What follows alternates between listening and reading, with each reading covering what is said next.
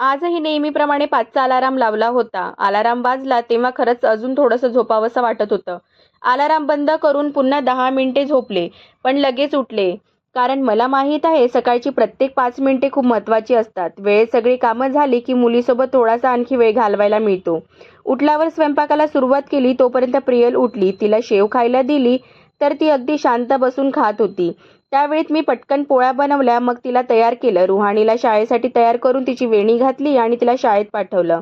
त्यानंतर मी जॉबसाठी तयार झाले आणि दिवसभर काम वगैरे झाल्यानंतर मग मी परत घरी येता वेळेस ना मुलींसाठी खाऊ आणला. आणि ते खाऊ जेव्हा मी प्रियलला देत होती ना, तेव्हा तिच्या चेहऱ्यावरचा आनंद बघून ना, जितका काही थकवा होता, तितका सगळा स्ट्रेस तसा निघून गेलेलं होतं. आणि तिच्यासोबत ना थोडा टाईम पण मी स्पेंड केला. त्यानंतर मग बाकी सगळी कामं वगैरे केली.